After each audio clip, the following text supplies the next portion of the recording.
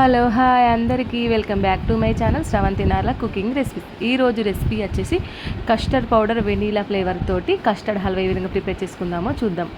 ముందుగా ఒక నాసి కడాయిలో 1 కప్పు వరకు కస్టర్డ్ పౌడర్ని తీసుకోవాలి. అదే కప్పుతోటి 2 కప్పుల షుగర్ తీసుకోవాలి.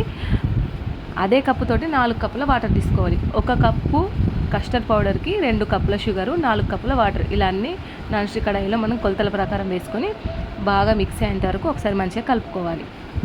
వీడియోని ఫస్ట్ నుంచి లాస్ట్ వరకు స్కిప్ చేయకుండా చూడండి.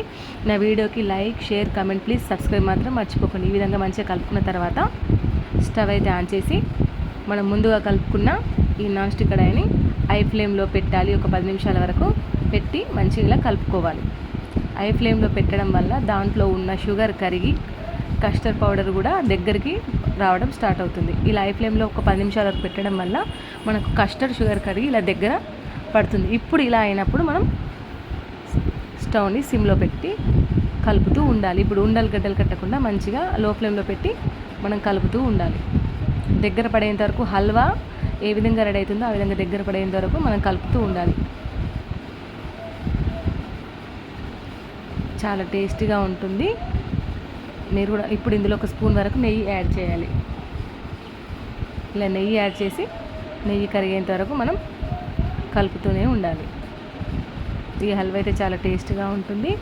మీరు కూడా తప్పక ట్రై చేయండి. మనం ఈ హల్వాలో ఉన్న నెయ్యి ఆ ప్యాన్కు అతుక్కోకుండా సపరేట్ అయ్యేంత వరకు కలపాలి. ఇప్పుడు మరొక స్పూన్ నెయ్యి వేసాను. టోటల్ మనకు హల్వా రెడీ అయ్యేంత వరకు ఒక 4-5 స్పూన్లు అయితే నెయ్యి అయితే ఒకటేసారి వేయకుండా మధ్య మధ్యలో కలుపుకుంటూ మనం వేస్తే చాలా బాగుంటుంది. ఇప్పుడు దగ్గర పడుతుంది కదా, మనం ఇలా కలుపుతూనే ఉండాలి. మంచిగా షుగరు అండ్ అన్నీ మిక్స్ అయిపోయినాయి కదా. ఇలా కలిపిన తర్వాత ఇప్పుడు మరొక స్పూన్ నెయ్యి అయితే వేసుకోవాలి. ఇలా నెయ్యి వేసి మరొకసారి కలుపుకోవాలి.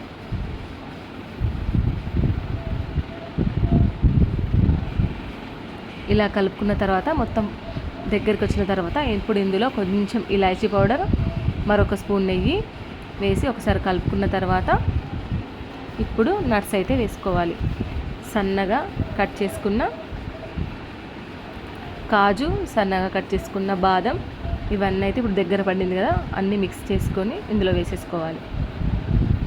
ఫస్ట్ బాదం వేసాను, ఇప్పుడు కాజు, ఇవన్నీ ఇందులో వేసుకొని ఒక్కసారి మంచిగా కలుపుకోవాలి. ఇప్పుడైతే నాన్ స్టిక్ ప్యాన్కి అయితే నెయ్యి సపరేట్ అయిపోయి ఈ హల్వాని అయితే ప్యాన్కి అయితే అతుక్కోకుండా ఒక 10 నిమిషాల వరకు కలిపి స్టవ్ అయితే ఆఫ్ చేసేయాలి. స్టవ్ ఆఫ్ చేసి చల్లరనివ్వాలి. అప్పటి వరకు మనం ఏదైనా ఒక బాక్స్ తీసుకొని ఈ బ్రష్ తోటి మొత్తం బాక్స్కి నెయ్యి అయితే అప్లై చేయాలి. ఇలా నెయ్యి అప్లై చేసిన తర్వాత మనకు హల్వా చల్లారిపోతుంది కదా, అప్పటి వరకు అది పక్కన పెట్టుకోవాలి. ఇందులో కూడా కొంచెం బాదం, కాజు సన్నగా దంచుకున్న ఇందులో వేసేసి చల్లారిన హల్వాని, కస్టర్డ్ హల్వాని ఇందులో వేసేసి మంచిగా వేసేయాలి. సమానంగా అనుకొని ఒకసారి ట్యాప్ చేయాలి. ఈ విధంగా ఒక 10 నిమిషాలు, 20 నిమిషాలు, హాఫ్ అన్ అవర్ అయిన తర్వాత చల్లారిన తర్వాత మనం ఒక ప్లేట్ పెట్టి ఇలా చేయడం వల్ల ఈజీగా మనకి హల్వా అయితే బయటకు వచ్చేస్తుంది. ఇలా బయటకు వచ్చేసిన తర్వాత మనం అన్ని చిన్న చిన్నగా పీసెస్గా కట్ చేసుకోవాలి. అంతేనండి, ఎంతో టేస్టీగా కస్టర్డ్ పౌడర్ హల్వా రెడీ. చాలా జ్యూసీగా, మెత్తగా, సాఫ్ట్గా అయితే భలే వచ్చింది. టేస్ట్ కూడా చాలా బాగుంది. మీరు కూడా తప్పక ట్రై చేయండి ఈ హల్వానైతే. నా వీడియో కనుక నచ్చినట్టయితే like, share, comment, please subscribe మాత్రం మర్చిపోకండి. Bye bye.